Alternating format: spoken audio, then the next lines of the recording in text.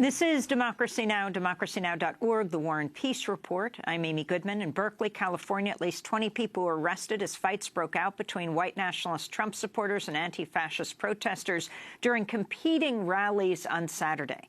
The Trump rally was organized in part by a group called the Proud Boys, which describe themselves as Western chauvinists. It's led by Gavin McInnes, the co-founder of Vice magazine. Photos show some of the Trump supporters posing with the Nazi salute.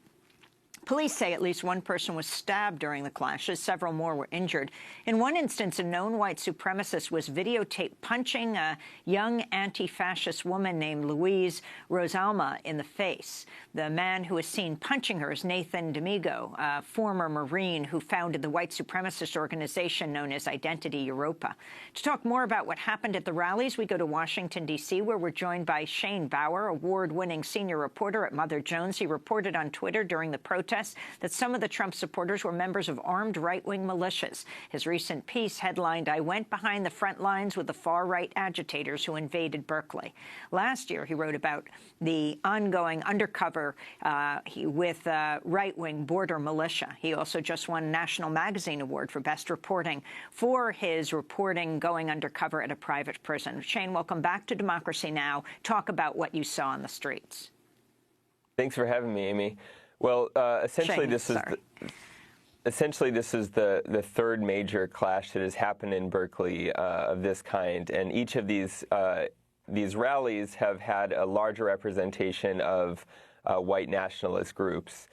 This rally was called by a coalition of the far right under the banner of free speech. It was they were saying it was a free speech rally in the city that was known for its 1960s free speech movement.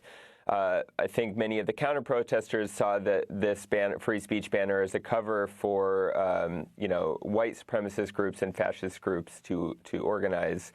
So when I went to the demonstration, essentially the park that it was being held in was cordoned off by the police. The police were checking people for weapons. There were people on, there was essentially a line drawn between the two sides, and people were shouting at each other. And it didn't take long before the situation turned into an all-out brawl where dozens of people are punching and kicking each other.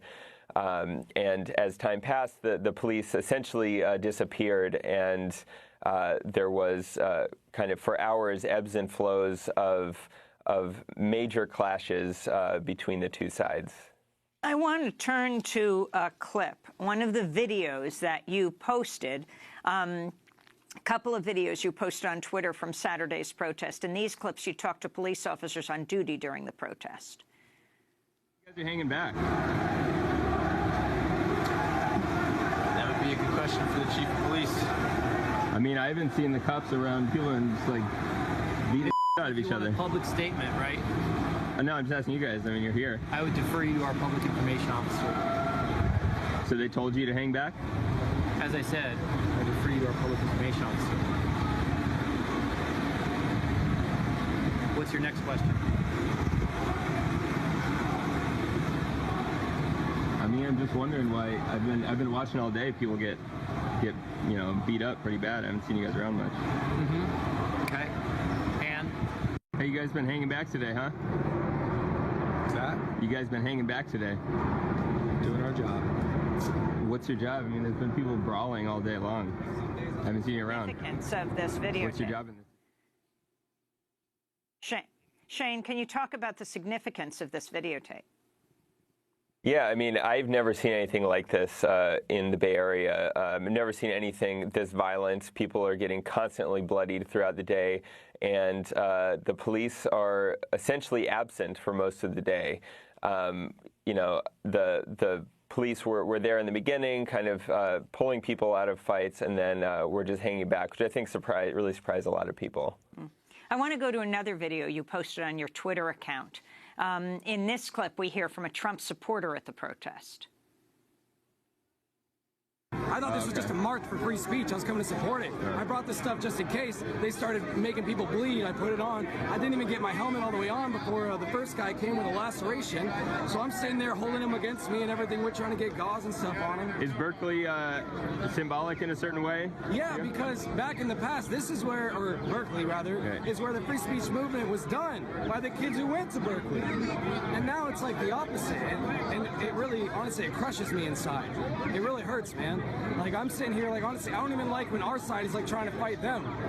Like, I just want peace. Like, I've broken up 2 fights now.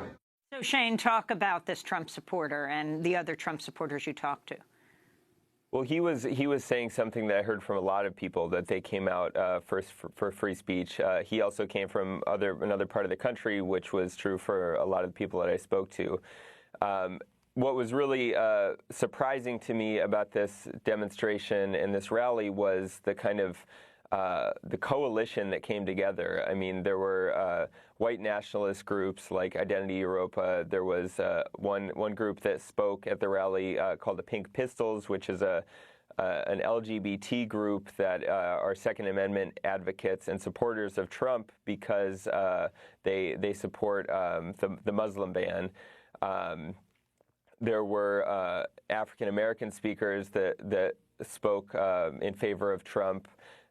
There was a writer from altright.com who, spreads the conspiracy theory of white genocide. I mean, it was a really strange coalition of people that were coming together under this kind of one banner of free speech. Shane, and I want to being able talk to to say you what they about. want. I want to talk to you about the arrest, but we have to end the show, so we'll do it on the post show, and we'll put the web exclusive at democracynow.org. Shane Bauer, award-winning senior reporter at Mother Jones. We'll link to your piece. I went behind the front lines with the far-right agitators who invaded Berkeley. I'm Amy Goodman. Thanks so much for joining us.